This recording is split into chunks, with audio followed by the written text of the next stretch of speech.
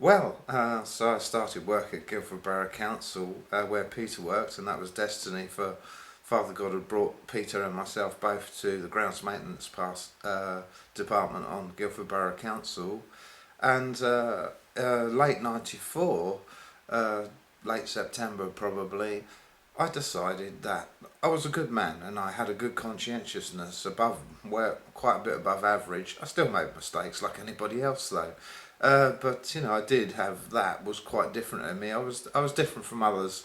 When I worked on the building sites, I didn't join in all the bragging or the sexist remarks to women and stuff like that. It was just my conscientiousness thought that was not a good thing to do.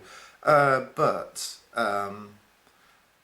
I started to have a calling inside of me, and it was powerful, and it was like no, just before the calling. Sorry, got a bit ahead of myself there as usual because of short-term memory loss.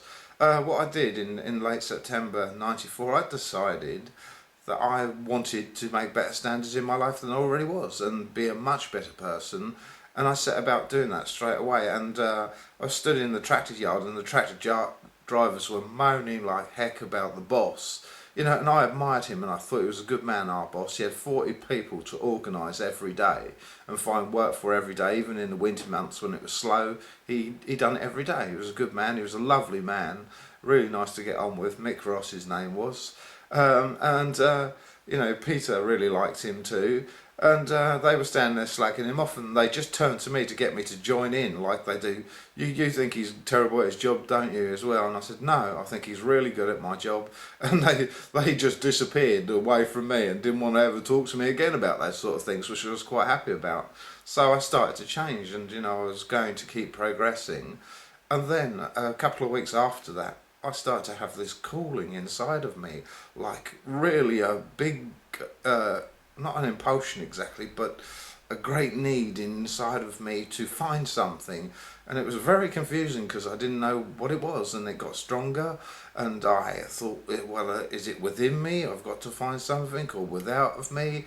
And between then and the Christmas of '94, it got stronger and stronger and stronger. And in the end, towards Christmas '94, I thought, I'm gonna have to, go out into the world and leave this job and maybe go to some temple somewhere out in Tibet or something, because I must have known it was sort of spiritual, and tried to seek the answer. That whatever this is calling me, I've got to find the answer to what it really is calling me, and I didn't know where to find the answer. I had no clue where to find the answer. Uh, but I've been with this girl 2 years, nearly, getting on for 2 years.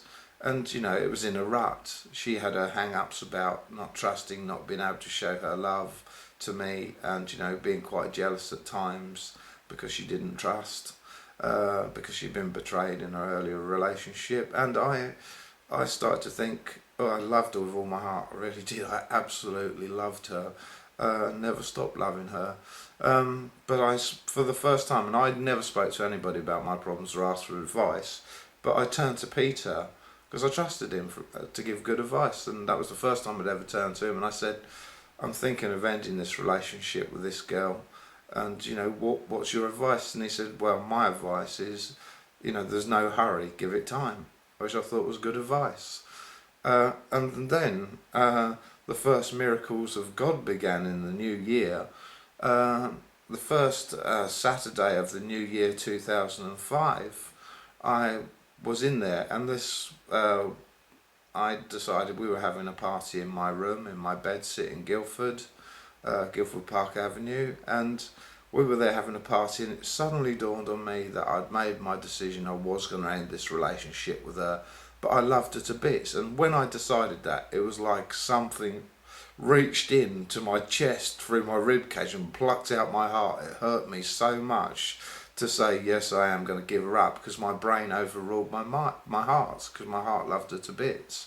So I decided to give her up, but I wanted to stay friends with her, and I decided I'd take a few months to do that, to finish that relationship and gently ease it away, because I knew she wouldn't want to end it. So I did that and made that decision, and I didn't tell her this for a long time that I was ending the relationship. I just moved us further apart slowly. But then on the Monday, the first miracle of God happened. And I got up, and where I'd worked on the farms and everything for many years, got a lot of dust in my eyes. I had quite red veins in my eyes and really bloodshot in the mornings. So I got up this morning and I had just looked up into the mirror in the bathroom, and my eyes, I couldn't believe it. They were pure white, and they were like really red every morning without fail for many years. And the whites of my eyes had gone pure white. There was not one capillary vein in them, not one. They were pure white, and all day long I couldn't understand it. My mind was boggling. I kept looking in the mirror and my tractor all day long, going, how could this be? What's happened? You know, and I thought it was some sort of freak phenomenon. Not for a minute did I think it was God. I thought it was some sort of freak phenomena happening to me. So that was the first miracle of God. And later I thought, well, I think I'm seeing clearly. That's what the message was through that. It was a rejuvenation of my eyes. Anyway, time went on a month or two, and March time, and it was a nice sunny day, and this is the second miracle of God that happens with me.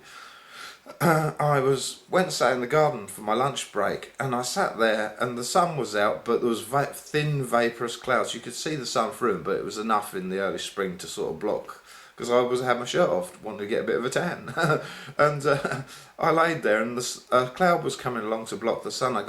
I just thought, come on sun, burn through that cloud. And I was astonished, because as the cloud come along into the arc of the sun, the arc of the sun ate the cloud away, and it was a long cloud. And as the cloud kept coming, it kept eating it away as it touched it, and it just completely ate the whole cloud away, which was quite long and vaporous. So it was quite amazing. I sat there flabbergasted, because I knew the sun couldn't do that, but not for a second did I think Father God was doing it. Not then. Later on I realised he did. And then a few minutes later another one came along, and I thought, come on sun, burn through. The same thing happened, and none of the other clouds, was loads just like this floating around in the sky. None of them were disappearing at all, just the ones that were going to block my bit of sun. And then a few minutes later another one came along, and I thought the same thing, come on sun, burn through, and it disappeared again in the arc of the sun. It just ate away as it touched the arc of the sun. It was absolutely astonishing. I could not believe it. My mind was boggling. I was just going, how could this happen? How could this happen? You know, what's happening? You know, I know that couldn't happen. Why did it happen? I couldn't understand it at all. Not for a second did I think it was Father God. Anyway, there was in the Christmas of '94, my girlfriend started dancing, and she was a beautiful dancer to nightclub music. She was absolutely in rhythm and tempo, and it inspired me.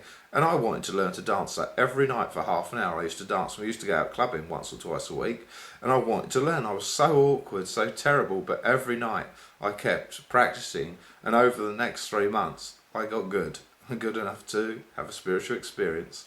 And I'll go on to talk about that next weekend in the next video. Bless you. Thank you for listening. Love and light. Share.